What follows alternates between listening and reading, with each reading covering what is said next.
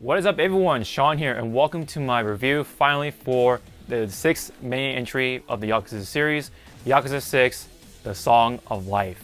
I became a fan of the series starting from 0. I did just watch it, granted, on YouTube through a Let's Play, but I did play the first game, Yakuza Kiwami, the remastered version of the first game on the PS4, and ever since then, I've fallen in love with it completely, and I'm completely sold on it. So whenever this was first announced to the West, I was super excited. I was very much willing to play this on day one, despite not having to play the other games like 2 through 5, but I did read up on those when I was younger, even before 0. So I know the characters at least, and some of the backstory, just enough to just not to get lost completely.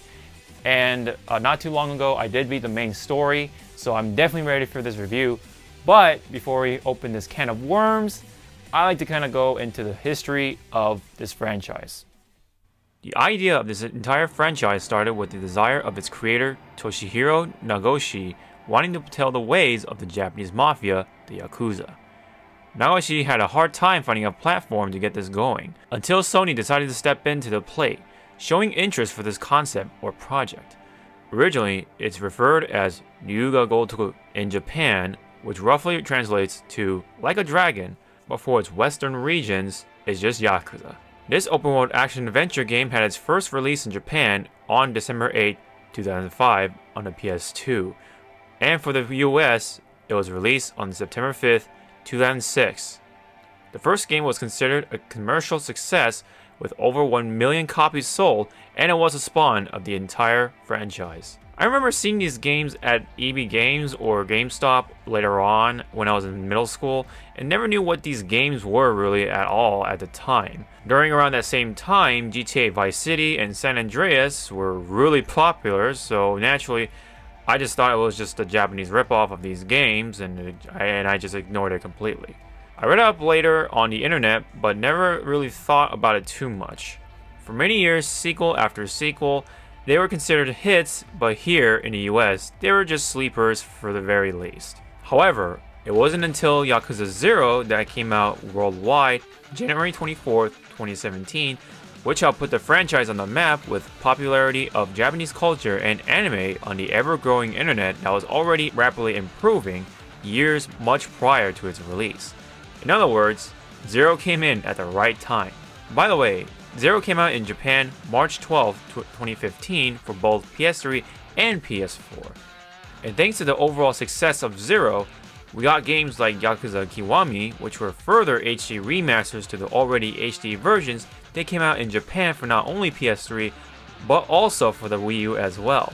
The only time that a Yakuza game has ever made it to a Nintendo console, or even outside the PlayStation exclusivity at the time. Kiwami offers additional content for the first Yakuza game to help fill in gaps and establish its connection to the Yakuza 0 storyline, along with the use of its updated engine for better graphics, frame rate, and loading times.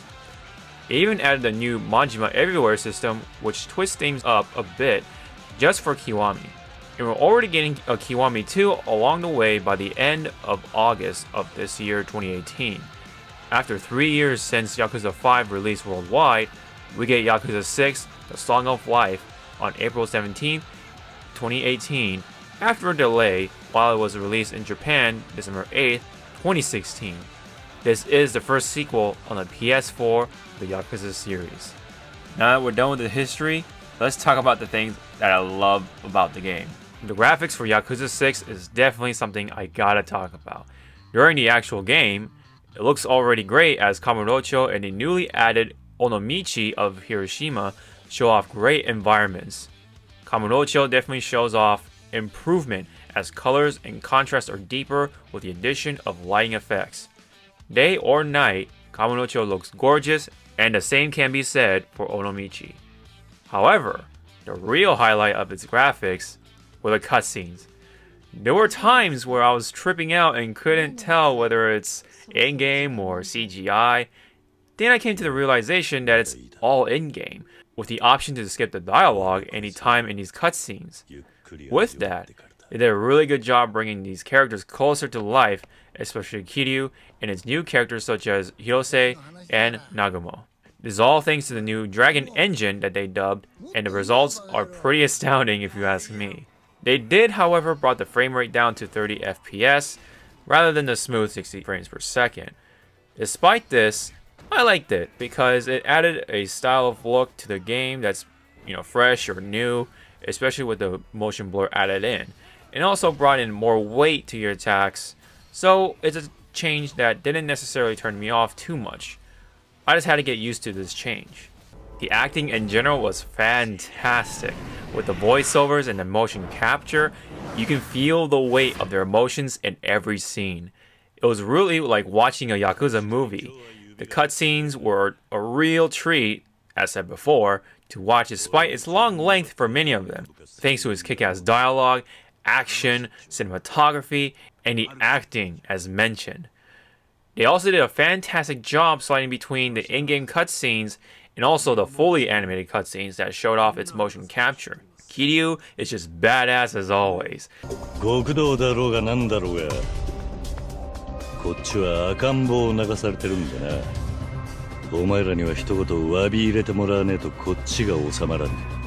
The casting was also something to praise, featuring big faces of Japan just like past Yakuza games. This time, they featured really big faces like comedian and actor Hiroyuki Miyasako and veteran comedian, actor, and movie director of several Yakuza films including Outrage, Takeshi Kitano, or Beat Takeshi. As a kid, I watched these guys in Japanese variety shows, so it was super awesome to see these guys make it into a game like this, and they fit right into the world of Yakuza seamlessly. They even stuffed in Japanese pro wrestlers into this for mostly the clan creator segments, including Kazuchika Okada, who also had his costume featured in Tekken 7. The music and the sounds were just the icing on top of this cake. Gameplay was another big thing I loved about. This time, they simplified it to one style, Kiryu's famous Dragon style, which makes sense from a story standpoint. He's come all this way, so I think just having Dragon style isn't so bad. While yes, I do miss the other styles like Brawler, Beast, and Rush, the new Extreme Heat mode offers something fresh enough, and the overall satisfaction of hitting people was just enough to win me over. Of course, the heat actions are just brutal as always. The side quests or sub-stories are always great fun to distract yourself from the main lining of the game, and I've yet to experience all of them. I think the trouble system was also a neat addition to the game, which offers more things to do on the side to gain more experience, and they're pretty enjoyable to do. Speaking of experience, the skill tree offered this time around isn't too complicated and yet fresh enough to bring something interesting to the mix. You have to collect different kinds of XP in order to unlock certain things, so it does make things interesting in that sense. I think the minigames are a nice touch for this game. There is stuff to do from harpooning fish to batting cages, and there are arcade games stuff right in here, especially the Sega portion of the arcades. And the greatest of them all, really, in my opinion, is the Virtua Fighter 5 Final Showdown Arcade Edition, thrown right in here into the world of Yakuza. It's really cool because it just feels like you're playing, an actual game within the world of Yakuza, which is really funny. But as a first timer myself, I thought it was a really fun, nice experience to, kind of dive into the world of Virtua Fighter somehow. And again, it was just really cool to experience something like that in a game like this. One last thing I love about the game was the story. From start to finish, I was glued to my seat and never once bored of any of its scenes. It was very well paced, so it moved along so nicely. It just never felt something was dragging on. Every scene had reason, every character had weight and purpose, so you would care at the very least and become invested for the main cast. Without spoiling the story, it ended nicely and it could not have been any better. It will pull everyone's heartstrings with so much emotional weight behind every moment. Personally, this could be the most gut-wrenching, tear-jerking, heartwarming, badass story that any fan can ever experience, especially being Kiryu's final time as a main character or protagonist. Although I've only played one other Yakuza game before this, and I've already was able to feel that emotional weight with how the story was overall. Either way, it's an awesome experience that's worth checking out, bar none. This was definitely worth the wait and anticipation for myself. Now, if you're worried about feeling lost as a newcomer, don't worry. They offer reading your way through 1 through 5 as a way to catch up on the current lore of Yakuza before you can start Yakuza 6 if you want to. Now, all the cool stuff has been said for the game. There were some parts that I didn't like as much for Yakuza 6. The karaoke minigame was honestly somewhat of a letdown.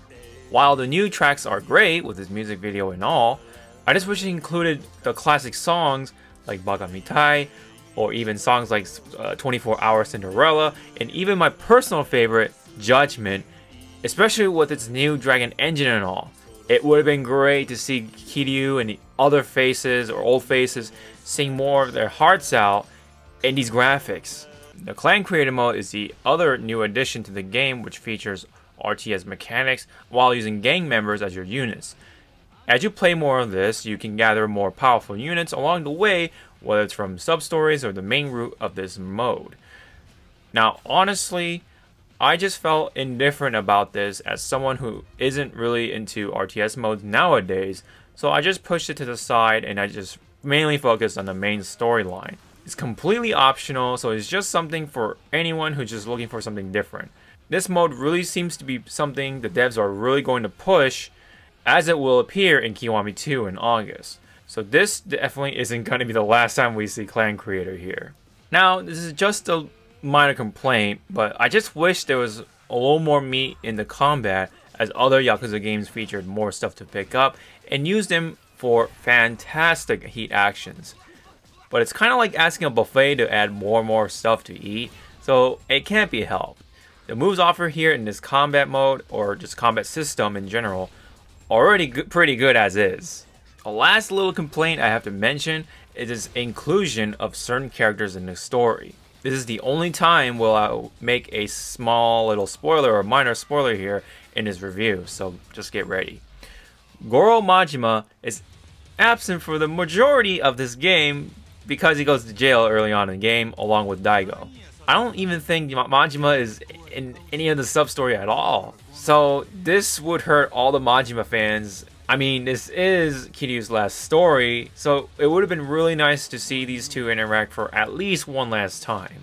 So that's all I have for the complaints, really, and they're pretty minor, other than maybe the Majima one, but with all the things I've experienced, including the characters, the story, just the general experience, really, I think I'm super confident after much thinking that I think it's time for me to give this game a first 10 out of 10 and the highest recommendation I can give for a game like this.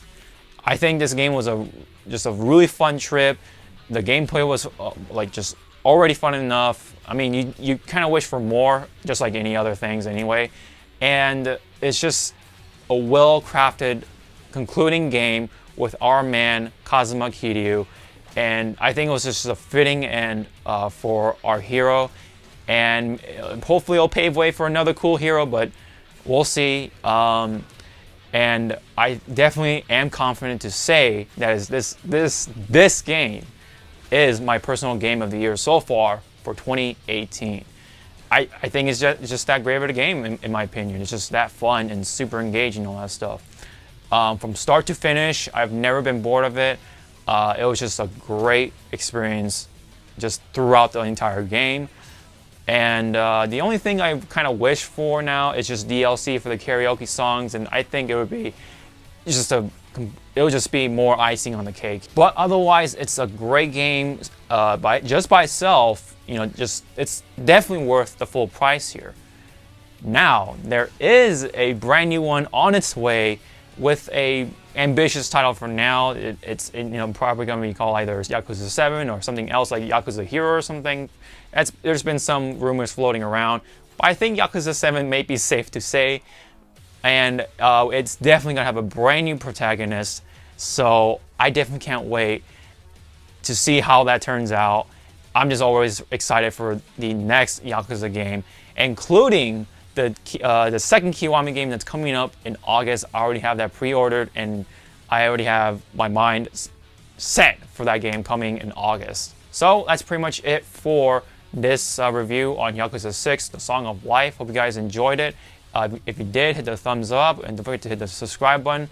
And if you have any, suggestions or comments or anything like that about the game itself, what you guys think of it, leave me down below. Love to check them out. And if you want to help out the channel a little more, there are ways to do it. It's all in the description box below, with all the links and stuff like that, including Loot Crate, the Amazon affiliation thing, and more. So I do have a Twitter, I have a Twitch as well. So all that stuff in the description box below. So again, this has been my review on the Yakuza 6, The Song of Life. Loved it so much. So I'll see you guys in the next video. Sean out.